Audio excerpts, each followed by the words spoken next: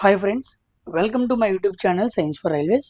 ఈరోజు మనం RRB ALP సిబిటి2కి సంబంధించి ఫెటర్ ట్రేడ్లో అడిగిన బిఎస్సి క్వశ్చన్స్ గురించి మాట్లాడుకుందాం. ఆల్రెడీ నేను 2 పార్ట్స్ దీని గురించి మాట్లాడాను. ఈరోజు మనం పార్ట్ త్రీ గురించి మనం డిస్కస్ చేసుకోబోతున్నాం. సో ఫెటర్ ట్రేడ్లో అడిగిన బిఎస్సి క్వశ్చన్స్ మాత్రమే మనం డిస్కస్ చేసుకుంటున్నాం. దీంట్లో డ్రాయింగ్, సైన్స్, సేఫ్టీ అన్ని రకాల బిఎస్సి క్వశ్చన్స్ అన్నీ కూడా పార్ట్ బిలో ఉన్నవి మనం మాట్లాడుకుంటున్నాం. ఇవన్నీ కూడా రాబోయే ALP CBT two part A and part బిలో చాలా ఉపయోగపడతాయి. కాబట్టి వీటిని ప్రతి క్వశ్చన్ని కూడా డీటెయిల్డ్గా అనాలిసిస్ చేయడం జరిగింది. కాబట్టి ప్రతి క్వశ్చన్ కూడా పాస్ చేసుకొని ఆన్సర్ చేయడానికి ప్రయత్నం చేయండి. బికాజ్ ఇది ఆ ట్రేడ్ కదా అని అనుకోమాకండి. ఇది ప్రతి ఒక్కరికి వచ్చే కామన్ క్వశ్చన్స్. బికాజ్ ఇవి బిఎస్సి క్వశ్చన్స్ కాబట్టి. ఓకేనా? సో అందరూ కూడా వీడియోని లైక్ చేసి షేర్ చేయడం మర్చిపోవద్దు. సో ఇక ఆలస్యం చేయకుండా మనం వీడియోలోనికి వెళ్ళి ఈచ్ అండ్ ఎవ్రీ బిఎస్సి క్వశ్చన్ని క్లియర్ కట్గా అర్థం చేసుకుందాం. So first question, dash recommends 20 mm wide margins of sheet sizes A0 and A1 in engineering drawing. Engineering డ్రాయింగ్లో A0, A1 ఈ షీట్ల పరిమాణాల కోసం 20 mm వెడల్పు గల మార్జిన్ని మనం వదిలేయాలన్నమాట. అంటే ప్రతి డ్రాయింగ్ షీట్కి 20 mm మార్జిన్స్ అనేవి ఉండాలి. ఎవరి ప్రకారంగా అంటే ఎవరు సెట్ చేశారు దీని అని అడిగాడు. సో భౌగోళిక కోఆర్డినేట్ వ్యవస్థలా కాదు, గ్రిడ్ రిఫరెన్స్ వ్యవస్థలా కాదు, కస్టమ్ గ్రిడ్సా కాదు. సో ఆన్సర్ ఏంటి? Borders and frames, SP 46 2003. ఓకేనా? వీళ్ళు చేసిన స్టాండర్డ్స్ ప్రకారం మనం ఏం చేయాలి? డ్రాయింగ్ షీట్కి 20 mm వైడ్ ఎప్పుడు కూడా ప్రొవైడ్ చేస్తూ ఉండిద్ది అనమాట. అంటే ఎప్పుడు ఆ డ్రాయింగ్ షీట్ ఆ విడ్త్తోనే మనకు వచ్చింది. గుర్తుపెట్టుకోండి, వైడ్ ఎంత ఉండాలి అంటే 20 mm వైడ్. రేపటి రోజున ఈ స్టాండర్డ్స్ ప్రకారం వైడ్ ఎంత ఉండాలి అని రివర్స్లో అడిగే అవకాశం కూడా ఉంది. అప్పుడు ఆన్సర్ మనం 20 mm అని పెట్టాలన్నమాట. ఓకేనా? Coming to second question, dash is the line of zero deviation that represents the basic size అన్నాడు. సో బేసిక్ సైజ్ని రిప్రజెంట్ చేసే లైన్ ఆఫ్ జీరో డీవియేషన్ ఏంటి అన్నాడు. సామాన్యంగా మనం ఒక పిక్చర్ని గీసినప్పుడు, ఒక డైమెన్షన్ని మెన్షన్ చేసినప్పుడు మనం ఒక రిఫరెన్స్ లైన్ తీసుకుంటాం అన్నమాట. ఆ రిఫరెన్స్ లైన్ ఏమని పిలుస్తామంటే లైన్ ఆఫ్ జీరో అని పిలుస్తూ ఉంటాం. ఓకేనా? ఆ లైన్ ఆఫ్ జీరో దగ్గర మనకి ఏం తెలిసిద్ది అంటే యాక్చువల్ సైజ్ మనకు తెలిసిద్ది అనమాట. బేసిక్ సైజ్ అనేది మనకు అర్థమైద్ది. సో అందుకే దీని ఆన్సర్ ఏమవ్వాలంటే నార్మల్ సైజ్, లేదా నార్మల్ సైజ్కి ఇంకో పేరు ఏంటి అంటే బేసిక్ సైజ్ అనమాట. ఇది మనకు తెలిసిద్ది. ఒక డయాగ్రామ్ గీసుకొని మనం లైన్ ఆఫ్ జీరోని మెన్షన్ చేసుకున్నప్పుడు లైన్ ఆఫ్ డీవియేషన్ అంటారు. లైన్ ఆఫ్ జీరో డీవియేషన్, లేదా దీన్ని జీరో లైన్ అంటాం. ఉదాహరణకి ఒక పిక్చర్ తీసుకోండి, ఇలాగా తీసుకున్నారు. ఈ పిక్చర్కి ఈ లైన్ మనం గీసాం, దీన్ని జీరో లైన్ అనుకోండి. ఓకేనా? ఇప్పుడు ఈ జీరో లైన్ ఏం తెలియజేస్తుంది? మనకి నార్మల్ సైజ్ ఏంటో మెన్షన్ చేస్తుంది అనమాట. దాన్ని మనం బేసిక్ సైజ్ అని కూడా పిలవచ్చు. ఇలాంటిది ఇంకోటి ఉండిద్ది, టాలరబుల్ సైజ్ అని. ఇది కూడా చాలా ఇంపార్టెంట్. టాలరబుల్ సైజ్ అంటే అర్థం ఏంటంటే వేరియేషన్ అనమాట. ఇప్పుడు మనం మెజర్ చేసిన ఫిజికల్ డైమెన్షన్స్లో ఎంత చేంజ్ రావచ్చు. సో అలౌయబుల్ వేరియేషన్ అంటే మనం కొలిచిన ఒక రిఫరెన్స్ లైన్ తీసుకున్నాం, అక్కడి నుంచి ఎంత వేరియేషన్ రావచ్చు అని ఎస్టిమేషన్ వేస్తాం కదా, దాన్ని టాలరబుల్ అంటాం. మనం కూడా కొన్ని వాల్యూస్ని మెన్షన్ చేస్తున్నప్పుడు, ఉదాహరణకి ఇలా తీసుకోండి, 2.073 ± 0.05 అంటాం. దీన్ని మనం ఏమంటాం? టాలరెన్స్ అంటాం. అలాగే డైమెన్షన్స్ని మెన్షన్ చేస్తున్నప్పుడు కూడా టాలరబుల్ సైజ్ ఉండిద్ది అనమాట.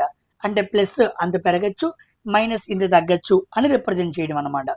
దాన్ని టాలరబుల్ సైజ్ అంటారు. ఆమోదయోగ్యమైన పరిమాణం. సో నామమాత్ర పరిమాణం అంటే నామినల్ సైజు, దాన్ని బేసిక్ సైజ్ అంటారు.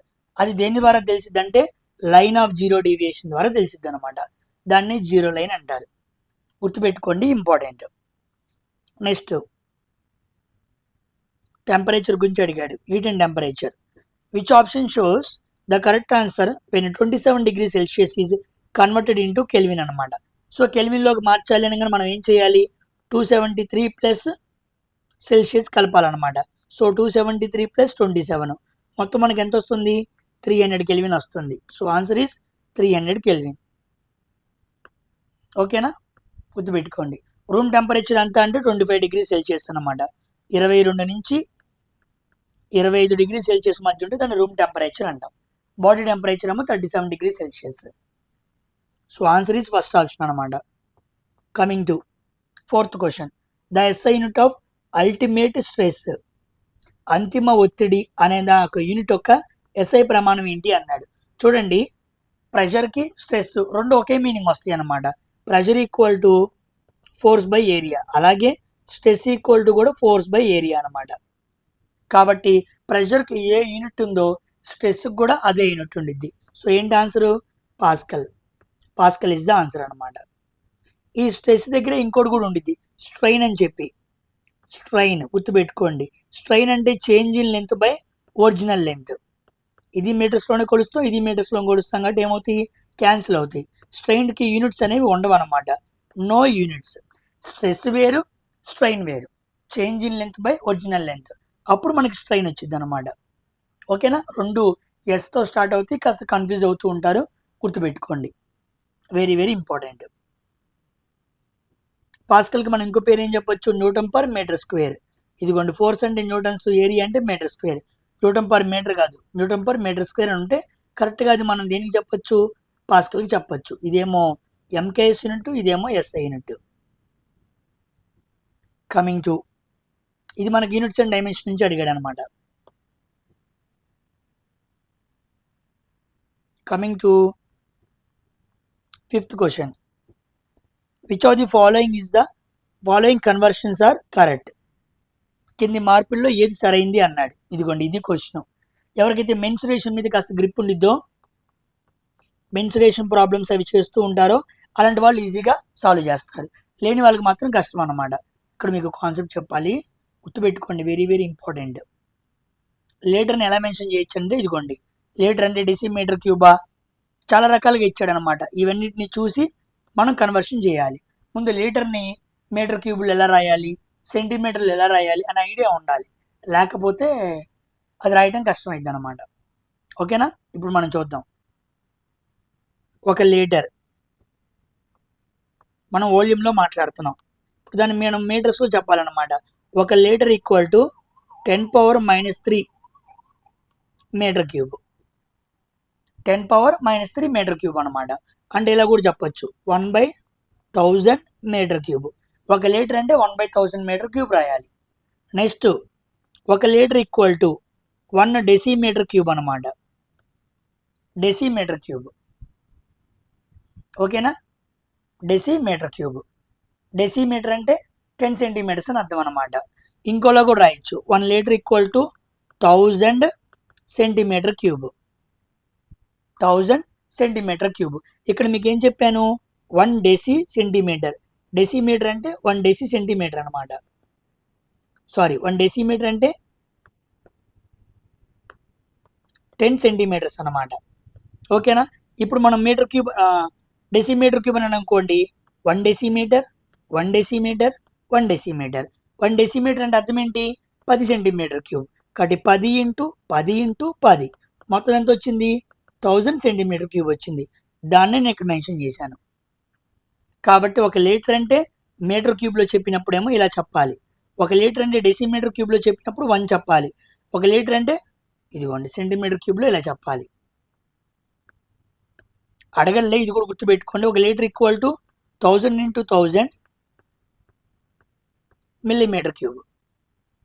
ఒక లీటర్ని మీటర్ క్యూబ్లో, డెసిమీటర్ క్యూబ్లో, 1000 మీటర్ క్యూబ్లో, మిల్లీమీటర్ 10⁻6 మిల్లీమీటర్ క్యూబ్లో కూడా చెప్పాను. ఇదనమాట. ఇప్పుడు ఈ పాయింట్ మీరు బాగా ఫైండ్ అవుట్ చేస్తే, ఈ పాయింట్ మనం చదువుకొని ఉంటే, లేటెస్ట్లో ఈ కన్వర్షన్ మనం అర్థం చేసుకుని ఉంటే చక్కగా ఆన్సర్ పెట్టేయచ్చు. ఇప్పుడు చూడండి, first option 1 litre equal to 1 decimetre cube అన్నాడు. చూసారా, ఆన్సర్ ఇదే. 1 litre equal to 1 decimetre cube, ఈజీగా పెట్టేయచ్చు. ఇప్పుడు ఇది ఇచ్చాడు కాబట్టి చెక్ చేద్దాం మనం. ఇది ఓకే, ఇది సెట్ అయిపోయింది మనకి. ఇప్పుడు ఈ కండిషన్ చూద్దాం. ఏమన్నాడు? 1 మిల్లీ లీటర్ ఈక్వల్ టు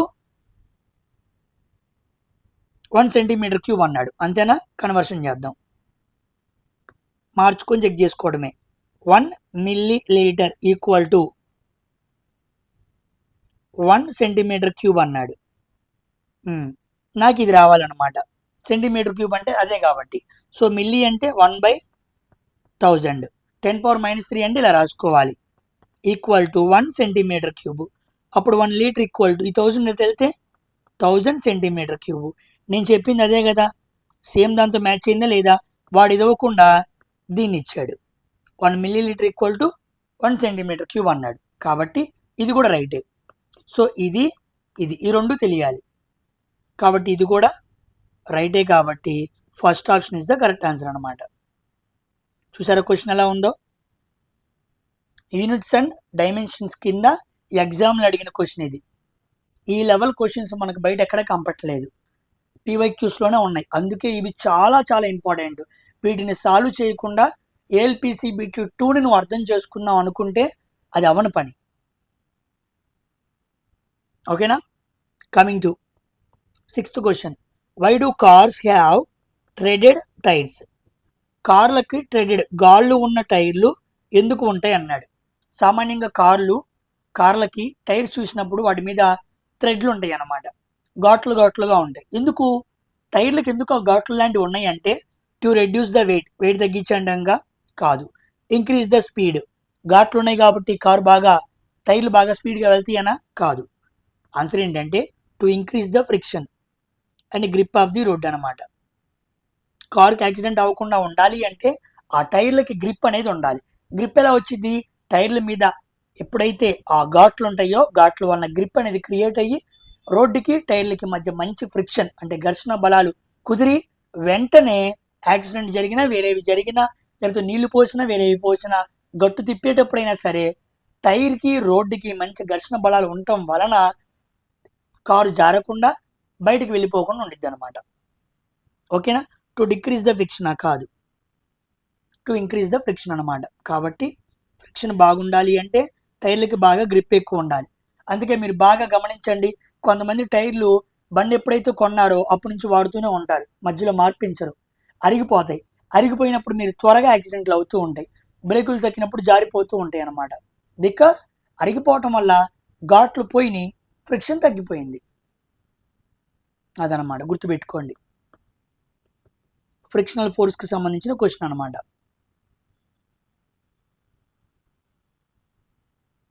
ఓకేనా? Coming to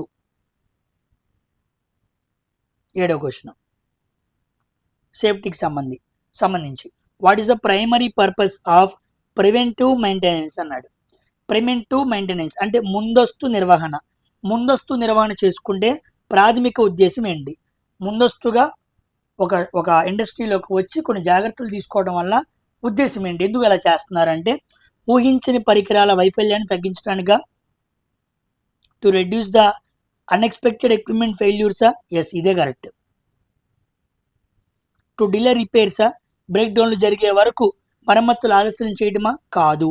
to eliminate the need of regular inspections, సాధారణ తనిఖీలని అవసరాన్ని తొలగించడమా? కాదు. ఉద్యోగుల పనిభారాన్ని పెంచడమా? కాదు. ప్రివెంటివ్ మెయింటెనెన్స్, ముందస్తు నిర్వహణ చేసుకుంటే ఊహించని పరికరాల వైఫల్యాలు మనం తగ్గించవచ్చు.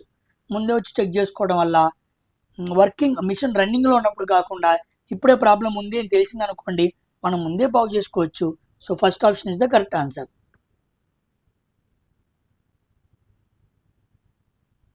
నెక్స్ట్ క్వశ్చన్, 8వ question. When is the use of sensitive measuring instruments necessary అన్నాడు. సెన్సిటివ్ మెజరింగ్ పరికరాన్ని ఉపయోగించడం ఎప్పుడు అవసరం అన్నాడు, ఎప్పుడు మనం వాడాలి అన్నాడు. సెన్సిటివ్ అంటే చిన్నపాటి ఇన్పుట్ తేడాలో వచ్చినా సరే అవుట్పుట్లో తేడా రావాలన్నమాట, అవుట్పుట్లో చూపించాలి అది. ఇప్పుడు మనం ఇన్పుట్లో చిన్న ఫ్రీక్వెన్సీని మార్చాం, ఒకవేళ సిస్టమ్ ఆ యాంటీనా లేదా రిసీవర్ హై సెన్సిటివ్గా ఉందనుకోండి, మనం మార్చిన చిన్న ఇన్పుట్కి కూడా అవుట్పుట్లో మార్పు కనపడాలి. అలా కనపడినప్పుడు మనకి యాక్యురసీగా రిజల్ట్స్ అర్థమవుతాయి. కాబట్టి అధిక ఖచ్చితత్వం మనకు అవసరమైనప్పుడు ఏం చేస్తాం? హై సెన్సిటివ్ ఇన్స్ట్రుమెంట్స్ని వాడతాం. దానివల్ల హై యాక్యురసీ అనేది ఉండిద్ది అనమాట. గుర్తుపెట్టుకోండి, సెన్సిటివిటీ అదేవిధంగా యాక్యురసీ, ఇవి రెండు కూడా డైరెక్ట్లీ ప్రొపోర్షనల్గా ఉంటాయి. ఓకేనా. సెన్సిటివిటీ బాగా ఎక్కువ ఉన్న ఇన్స్ట్రుమెంట్స్ని తెచ్చుకుంటే సరైన ఖచ్చితత్వంగా వచ్చే వాల్యూస్ని మనకి ఆ ఇన్స్ట్రుమెంట్, ఆ వస్తువు మనకి చూపించగలదు. ఓకేనా. రంగులు పోల్చడం కాదు, పెద్ద ఉపరితలలో వర్కింగ్ విత్ లార్జ్ స్పేసెస్ కాదు, మిషనింగ్ సాఫ్ట్గా కాదు.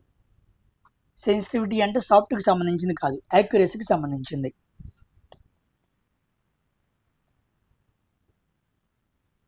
కమింగ్ టు 9వ question. What is the primary goal of the 5S concept అన్నాడు. మీకు ఆల్రెడీ చెప్పాను, వర్క్షాపుల్లో ఇండస్ట్రీస్లో పనిచేస్తున్నప్పుడు 5S అని చెప్పాను. సెట్ ఇన్ ఆర్డర్, స్టాండర్డైజ్, ఇలా మీకు చెప్పాను కదా కొన్ని. సో దాంట్లో ఏమన్నాడు, 5S యొక్క కాన్సెప్ట్ యొక్క ప్రాథమిక లక్ష్యం ఏంటి అన్నాడు.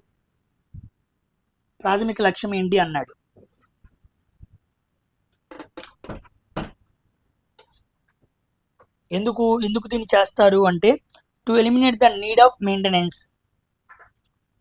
నిర్వహణ అవసరాన్ని తొలగించడం కోసమా కాదు, సాంప్రదాయ భద్రతా చర్యలను భర్తీ చేయడమా కాదు. ఎస్, ఇది to improve workplace organisation efficiency, కార్యాలయంలో సంస్థీకరణ మరియు సామర్థ్యాన్ని పెంచాలి అంటే క్రమంగా వర్క్షాప్లో ఆ 5Sని అందరూ ఫాలో అవ్వాలన్నమాట. ఓకేనా. ఆ 5Sని ఫాలో అవుతూ ఉన్నాం అనుకోండి, అప్పుడు ఇండస్ట్రీలో అంతా కూడా చాలా సక్రమంగా జరుగుతూ ఉండిద్ది. ఆ ఎస్లన్నీ కూడా మనం చెప్పాం. ఓకేనా. చివరిదేంటి, సస్టైన్. దాని ముందుదేంటి, స్టాండర్డైజ్. ఇలా మనం మాట్లాడుకున్నాం 5 Sలు, వాటిని గుర్తుపెట్టుకోండి. పిక్చర్ కూడా మీకు చూపించినట్టున్నాను నేను.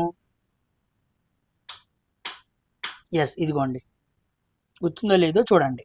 Sort, set in order, shine, standardise, sustain. ఓకేనా. ఈ 5 Sలు ఉండాలి. 5S లెన్ వర్క్ ప్లేసెస్, ఇవి ఉండటం వల్ల చాలా చక్కగా సంస్థీకరణ సామర్థ్యాలన్నీ పెరుగుతూ వర్క్షాప్లో చాలా చక్కగా ఎఫిషియెంట్గా పని జరిగిద్ది అనమాట. నెక్స్ట్ 10వ క్వశ్చన్. యాంగిల్స్ మీద క్వశ్చన్ అడిగాడు డ్రాయింగ్లో. Angle greater than 180 degrees is refer to as అన్నాడు. 180 డిగ్రీల కన్నా ఎక్కువ ఉన్న కోణాన్ని ఏమనాలి అన్నాడు. రైట్ యాంగిల్ అంటే ఎంత, θ = 90 degrees. రిఫ్లెక్స్ యాంగిల్ అంటే ఎంత, ఎస్, ఇదే ఆన్సర్.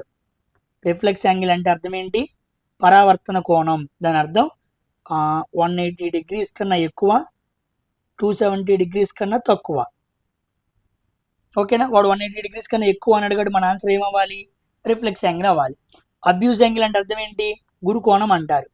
90 degrees కన్నా ఎక్కువ, 180 degrees కన్నా తక్కువ. ఓకేనా. గ్రేటర్ దెన్ 90 కన్నా ఎక్కువ ఉండాలి, 180 లోపు ఉండాలి. అక్యూట్ యాంగిల్ అంటే less than 90 degrees. Less than 90 ఉంటే అక్యూట్, అల్ప కోణం. దీన్ని గురు కోణం లేదా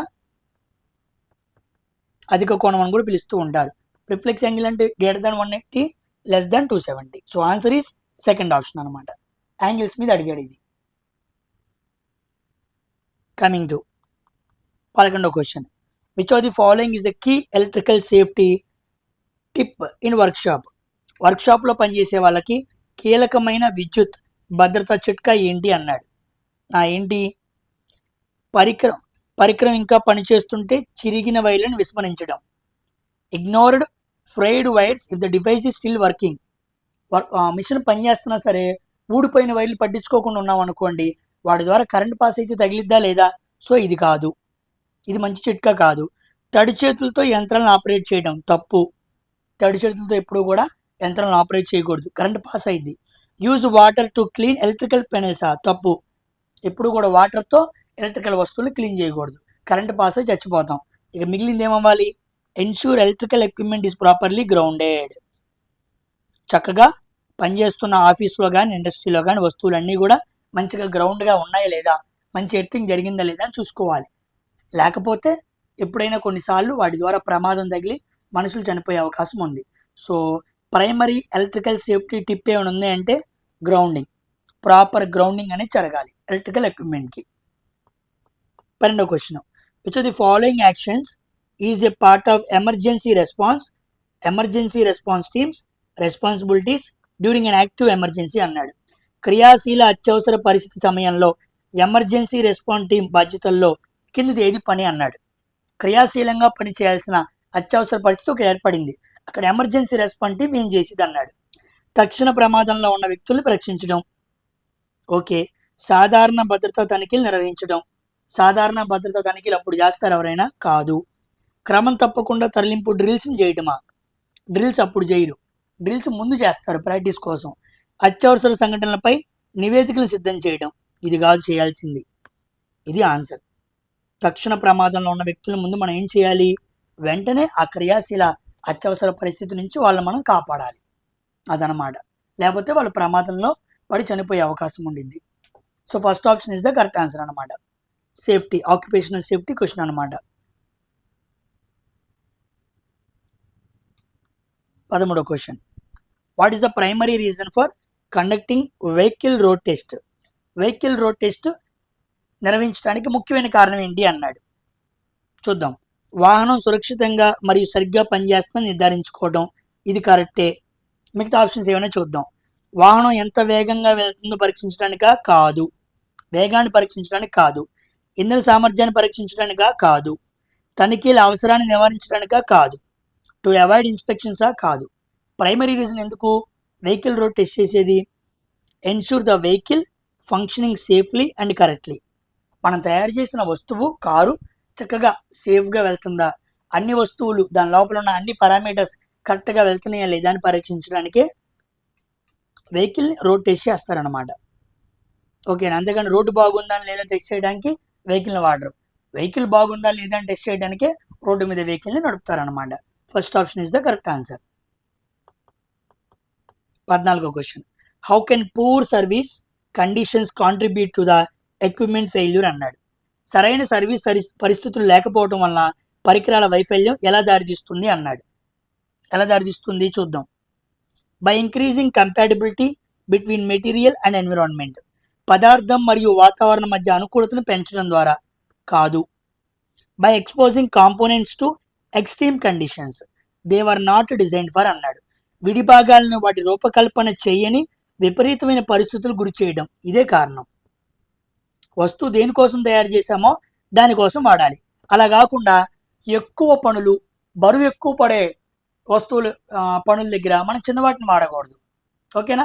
ఈ వస్తువును ఎందుకు తయారు చేశామో అందుకే వాడాలి. దానికి మించి వాడామనుకోండి, exposing components to extreme conditions అన్నాడు. చూడండి. They are not designed for. దేనికి డిజైన్ చేయలేదు ఆ వస్తువుని, ఆ వస్తువు దగ్గర దీన్ని వెళ్ళి మనం వాడామనుకోండి ప్రమాదం జరిగింది. ఓకేనా? ఉదాహరణకి పెన్ను ఉంది, పెన్నుతో స్క్రీన్ మీద రాయాలి, స్క్రూ డ్రైవర్తో రాస్తే ప్రమాదమా కాదా? పాడైపోయితే లేదా? స్క్రూ డ్రైవర్ తిప్పడానికి డిజైన్ చేశారు, పెన్ను రాయడానికి డిజైన్ చేశారు, అదనమాట. బై ఇంప్రూవింగ్ మెటీరియల్ డ్యూరబిలిటీయా? కాదు. బై రెడ్యూసింగ్ రేట్ ఆఫ్ లోడింగా? కాదు. పూర్ సర్వీస్ కండిషన్స్ ఎప్పుడు వస్తాయి అయితే వస్తువుని దేనికి డిజైన్ చేసామో దానికి వాడకపోతే వస్తాయి. ఓకేనా?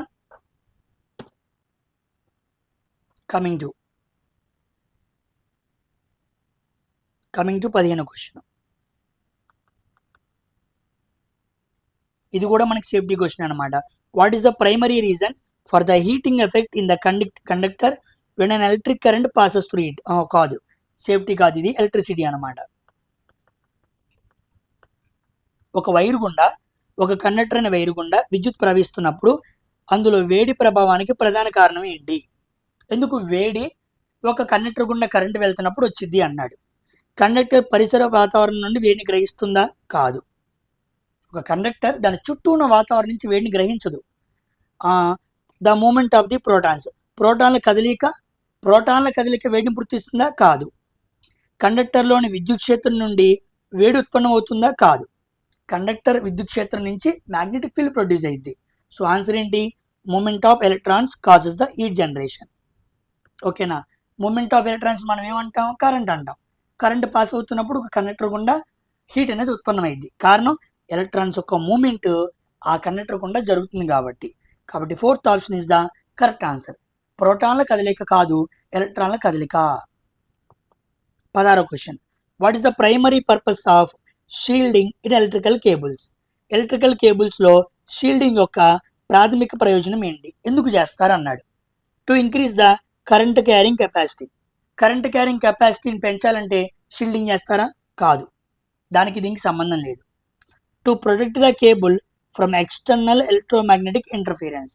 ఎస్, ఇది కారణం అనమాట. బాహ్య విద్యుదయస్కాంత క్షేత్ర జోక్యం నుంచి, వాటి ప్రభావం నుంచి కాపాడటానికి కేబుల్కి మనం ఏం చేస్తాం?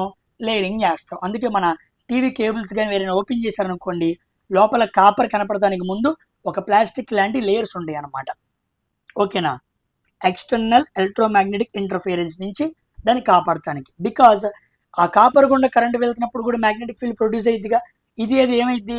రెండు కలిసిపోయి ఇంటర్ఫిరెన్స్ ప్రాబ్లం క్రియేట్ అయ్యే అవకాశం ఉంది. అది జరగకుండా ఉండాలి అంటే షీల్డింగ్ అనేది జరగాలి. ఓకేనా? కేబుల్ నుండి వేడి నష్టానిగా కాదు. కేబుల్ వేడి నష్టాన్ని కాపాడటానికి ఇన్సులేషన్ ఎవరు చేయరు. వోల్టేజ్ కెపాసిటీ పెంచడానికి కాదు. వోల్టేజ్, కరెంటు వీటి కెపాసిటీలు పెంచడానికి షీల్డింగ్ ఎవరు చేయరు. ఓకేనా? ఈ ఆప్షన్స్ అన్నీ కూడా నేను చెప్పటానికన్నా ముందే మీరు పాస్ చేసుకుని ఆన్సర్ చేయండి. అన్ని దగ్గరగా ఉంటాయి. అన్ని స్టేట్మెంట్ బేస్డ్ క్వశ్చన్సే. చాలా జాగ్రత్తగా ఆన్సర్ చేయాలి. ఏదో చిన్న క్వశ్చన్స్ కొన్ని చోట్లే ఉన్నాయి. ఓకేనా? 17వ question. Why is acetylene gas is not stored in gaseous form under pressure above 1 kg/cm² in cylinders అన్నాడు. సిలిండర్లో ఎసిటిలీన్ వాయువును 1 kg/cm కంటే ఎక్కువ పీడనంతో ఎందుకు మనం రూపం నిల్వ చేయరు అన్నాం. ఎందుకు నిల్వ చేయమంటే ఎసిటిలీన్ గ్యాస్ అనేది highly reactive gas, highly unstable అన్నమాట. అసలు దాన్ని మనం కంట్రోల్ చేయడం చాలా కష్టం. సో ఆన్సర్ ఎక్కడ ఉండిద్ది? ఇట్ లూసెస్ ఫ్లేమబిలిటీ బికాజ్ ఇన్ఎఫెక్టివా? కాదు. It becomes unstable, may explode under high pressure. Yes, ఇది కరెక్ట్. అది ఎందుకంటే స్థిరంగా మారుతుంది, అస్థిరంగా మారుతుంది అండ్ అధిక పీడనం దగ్గర దాన్ని పేలవచ్చు. అది. ఇట్ రియాక్ట్స్ విత్ సిలిండర్స్ మెటీరియలా? కాదు. ఇట్ కండెన్సెస్ ఇంటూ లిక్విడా? కాదు. హైలీ అన్స్టేబుల్, ఇదిగోండి అన్స్టేబుల్. అందుకాబట్టి may explode under high pressure. High pressure దగ్గర దాన్ని గ్యాస్లో నిల్వ చేయాలని మనం ప్రయత్నం చేస్తే చాలా ప్రమాదం. ఎసిటిలీన్ గ్యాస్ చాలా జాగ్రత్తగా ఉండాలన్నమాట. ఈ ఎసిటిలీన్ గ్యాస్ కానీ ఆక్సిజన్ కానీ కలిసిందనుకోండి, ఎసిటిలీన్ గ్యాస్కి ఆక్సిజన్ కానీ కలిసిందనుకోండి, దాన్ని ఆక్సి ఎసిటిలీన్ గ్యాస్ అంటారు. దీన్ని వెల్డింగ్కి వాడుతూ ఉంటారు. ఓకేనా? హై టెంపరేచర్ ప్రొడ్యూస్ చేసిద్ది అనమాట. అందుకే మీరు గ్యాస్ వెల్డింగ్ దగ్గరికి వెళ్ళినప్పుడు ఒక ఆక్సిజన్ పైప్ ఉండిద్ది, ఒక ఎసిటిలీన్ గ్యాస్ పైప్ ఉండిద్ది. ఆ రెండు కలిపి ఒక దానికి ఉండిద్ది. వాడు అగ్గిపెట్టితో దాన్ని వెలిగిస్తాడు అనమాట. ఒక పక్కన గ్యాస్, ఇంకో పక్కన ఆక్సిజన్, రెండు కలిస్తే హై టెంపరేచర్ ప్రొడ్యూస్ చేయొచ్చు అనమాట. కమింగ్ టు 18వ question. Which of the following is incorrect statement for belt pulley system అన్నాడు. బెల్ట్ పుల్లీ, ఇదిగోండి ఇలా ఉండిద్ది పుల్లీ. ఇలా చిన్న సర్కిల్, ఇలా పెద్ద సర్కిల్ ఉండిద్ది, ఇలా బెల్ట్ ఉండిద్ది. చెరుకు రసాల దగ్గర వాటి దగ్గర మీరు చూస్తుంటారు కదా, అదే అనమాట. దాన్ని బెల్ట్ పుల్లీ సిస్టమ్ అంటారు. దానికి సంబంధించి సరికానిది ఏంటి అన్నాడు. చూద్దాం. The pulleys should not be close together. Yes, రైటే. ఈ పుల్లీకి మధ్యలో ఉండాల్సినంత డిస్టెన్స్ ఉండాలి. అర్థమైందా? మరీ క్లోజ్గా, మరీ దగ్గరగా ఉండకూడదు. నెక్స్ట్, అలాగని మరీ దూరంగా ఉండకూడదు. ఇది right. Should not be far apart. మరీ దగ్గరగా ఉండకూడదు, మరీ దూరంగా ఉండకూడదు. Long belt tends to swing from side to side causing belt to run out of the pulleys అన్నాడు. పొడవైన బెల్ట్ పక్కలకి ఊగుతూ ఉంటుంది. దీనివల్ల బెల్ట్ పుల్లీల నుండి బయటకు వచ్చేస్తుంది అనమాట. ఈ పొడవైన బెల్ట్ వాడామనుకోండి, తిరిగేటప్పుడు ఈ బెల్ట్ ఏమైపోయింది? బయటకు వచ్చింది. కాబట్టి లాంగ్ బెల్ట్ వాడకూడదు. ఓకేనా? ఇక్కడ ఏదో ఒకటి పెట్టి ఇంకోటి ఇక్కడ పెట్టి ఇంత లాంగ్ బెల్ట్ పెట్టామనుకోండి, పాసిబుల్ అవ్వదు. ఇలా ఒకటి పెట్టుకొని ఇక్కడి నుంచి మనం ఇంకో కనెక్షన్ ఇచ్చుకోవాలి. అంతే తప్ప పెద్దది పెట్టకూడదు అనమాట. చిన్న వాటిని మల్టిపుల్గా పెట్టుకో. ఇదిగోండి ఇక్కడ ఒకటి పెట్టావు, ఇక్కడ నుంచి మళ్ళీ ఇంకోటి దీనికి కనెక్షన్ ఇచ్చుకో, ఇక్కడ నుంచి ఇంకోటి దీనికి కనెక్షన్ ఇచ్చుకో. అంతేగాని ఇక్కడ ఏదో ఒకటి పెట్టి ఇంకోటి ఎక్కడిక్కడ పెట్టి ఈ మొత్తాన్ని ఇలా బెల్ట్ ఇస్తాను అనుకున్నాం అనుకోండి, లాంగ్ బెల్ట్ వల్ల ఏమైపోయింది? పక్కలకి ఊగుతూ వెళ్ళిపోతూ ఉండిద్ది. అందువల్ల దీన్ని తిప్పుదాం అనుకుంటే పాసిబుల్ అవ్వదు. ఓకేనా? ఈ 3 రైటే. ఇక మిగిలింది ఏంది అవ్వాలి? ఇదన్నమాట. ఇన్కరెక్ట్ అన్నాడు. చిన్న పుల్లిపై ఆర్క్ ఆఫ్ కాంటాక్ట్ తాకే ప్రాంతం సాధ్యమైనంత వరకు తక్కువగా ఉండవచ్చు అన్నాడు. తప్పు. తక్కువగా ఉండకూడదు. ఈ బెల్ట్ చూడండి చెబుతా. ఈ బెల్ట్ ఉంది కదా, ఈ బెల్ట్ ఈ పుల్లికి తాకే ప్రాంతం ఉంది కదా, అది చాలా తక్కువగా ఉండొచ్చు అని అన్నాడు. తప్పు. తక్కువగా ఉండకూడదు. తక్కువగా ఉందనుకోండి అసలు ఫ్రిక్షన్ ఉండదు, ర్యాపిడ్ ఉండదు. కాబట్టి ఎక్కువగా ఉండాలి. అంటే చాలా ఏరియా వరకు ఈ బెల్ట్ ఆ పుల్లికి కంప్లీట్గా టచ్ అయి ఉండాలి. అంతేకాని ఆ చిన్న పుల్లిపై ఆ తాకే ప్రాంతం దాన్నే ఆర్క్ ఆఫ్ కాంటాక్ట్ అంటారు. సాధ్యమైనంత వరకు తక్కువగా ఉండకూడదు. ఉంటే తిరగదు, ఎమ్మటనే ఊడిపోయిద్ది అనమాట. ఈ మోటార్తో దాన్ని తిప్పుదాం అనుకుంటే అవదు. ఈ పళ్ళచక్రంతో దాన్ని తిప్పకూడదు. సేమ్ ఇదే పళ్ళచక్రం డిజైన్ కూడా మన ఇంజన్లో ఉండిద్ది. ఓకేలా, ఇంజన్లో మనకి చాలా రకాల టైమింగ్ చైన్స్ ఉంటాయి చిన్న చిన్నవి. అవన్నీ తిరిగితేనే మనకి పని అయిద్ది అనమాట. క్లాక్లో కూడా అంతే. చర్చిల పైన వేరే వేరు పెద్ద బిల్డింగ్ల పైన పెద్ద పెద్ద క్లాక్స్ ఉంటాయి కదా, అక్కడ కూడా పెద్ద పెద్ద ముళ్ళు తిరగాలి కదా, అక్కడ కూడా రకరకాల పుల్లీస్ ఉంటాయి అన్నమాట. ఆ బెల్ట్ ఆర్క్ ఆఫ్ కాంటాక్ట్ అనేది ఎక్కువగా ఉండాలి. ఓకేనా? సో ఇది రాంగ్ ఆప్షన్. 18వ క్వశ్చన్ అయిపోయింది. సో ఫైనల్ క్వశ్చన్ 19వ క్వశ్చన్ అనమాట.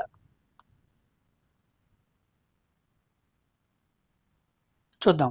Pictorial drawings are 3-dimensional and provide visual representation of object అన్నాడు. పిక్టోరియల్ డ్రాయింగ్స్ అనేవి ఏంటి? 3-dimensional ఆబ్జెక్ట్స్ అనమాట. పిక్టోరియల్ డ్రాయింగ్ త్రిమితీయంగా ఉంటాయి. వస్తువు యొక్క దృశ్యమాన ప్రాతినిధ్యాన్ని చూపిస్తాయి అన్నమాట. అవును, మనకి 3D డైమెన్షన్స్ ఉంటాయి. 3D ఫిగర్స్ అంటే మనకి సిలిండరు, క్యూబు, క్యూబాయిడ్, ప్రిజము, ఓకేనా, పిరమిడ్, ఇలా 3D పిక్చర్స్ ఉంటాయి. అవన్నీ పిక్టోరియల్ డ్రాయింగ్లో గీస్తే కానీ మనకు అర్థం కావు. కాబట్టి రైటే, స్టేట్మెంట్ రైటే. కంక్లూజన్ చూద్దాం. Pictorial drawings are useful for describing the shape of the piece of the art of the component. Pictorial drawing గీయటం వల్ల ఒక కాంపోనెంట్ యొక్క ఆకారాన్ని వివరించడానికి మనకి సహాయపడుతుంది. Shape of the piece of the component. అంతే కదా, ఒక క్యూబ్ పిక్టోరియల్ డ్రాయింగ్ గీసారనుకోండి, క్యూబ్ గురించి మనకి బాగా అర్థమవుతుంది. అంటే కాంపోనెంట్ యొక్క అణువు మనకు అర్థం అవ్వాలంటే పిక్టోరియల్ డ్రాయింగ్ గీయాలి. సో కంక్లూజన్ కూడా రైటే. ఓకేనా? ఇప్పుడు ఏ ఆప్షన్ పెట్టాలి? కంక్లూజన్ ఈజ్ అన్రిలేటెడా? తప్పు. కంక్లూజన్ పార్షియల్లీ సపోర్టెడా? తప్పు. కంక్లూజన్ డస్ నాట్ తప్పు. ఇదే ఆన్సర్. The conclusion logically follows the statement. Conclusion చక్కగా దేన్ని ఫాలో అవుతుంది? పైన చెప్పిన స్టేట్మెంట్ని ఫాలో అవుతుంది. సో ఇదన్నమాట 19 క్వశ్చన్స్. సో ఇది ఫిట్టర్ ట్రేడ్లో అడిగిన మరికొన్ని BSc క్వశ్చన్స్. ఇంకా క్వశ్చన్స్ ఉన్నాయి, వాటిని కూడా తీసుకొస్తాను. ఇంకో లాస్ట్ వీడియో మాట్లాడితే ఫిట్టర్లో మనం మాట్లాడుకున్న అడిగిన అన్ని BSc క్వశ్చన్స్ కూడా కంప్లీట్ అవుతాయి. ఇది 3rd పార్ట్ అనమాట. నెక్స్ట్ 4th పార్ట్లో ఇంకా ఫిట్టర్ని కంప్లీట్ చేసి మరొక ట్రేడ్లోనికి వెళ్ళి అక్కడ అడిగిన కేవలం BSc క్వశ్చన్స్ని క్లియర్గా డిస్కస్ చేసుకుంటూ వెళ్దాం. ఓకేనా? సో అందరూ కూడా యూట్యూబ్లో చక్కగా క్లాసెస్ ఉన్నాయి. ALP మీ గోల్ అయితే కంపల్సరీగా ఆ క్లాసెస్ని డైలీ వినండి, మంచిగా సబ్జెక్ట్ నేర్చుకోండి. ఆ తర్వాత ఇదిగో ఇక్కడ మాట్లాడుతున్న PYQస్ని మీరు అనాలిసిస్ చేయండి. అప్పుడు సబ్జెక్ట్ మీకు ఇంకా గ్రిప్ అవుట్ అయింది. ఓకేనా? సో నెక్స్ట్ 4th పార్ట్ వీడియోలో మరికొన్ని క్వశ్చన్స్ మనం మాట్లాడుకుంటూ ముందుకు వెళ్దాం. ఇక్కడితో వీడియో ఫినిష్ చేస్తున్నా. నెక్స్ట్ వీడియోలో కలుద్దాం. బాయ్.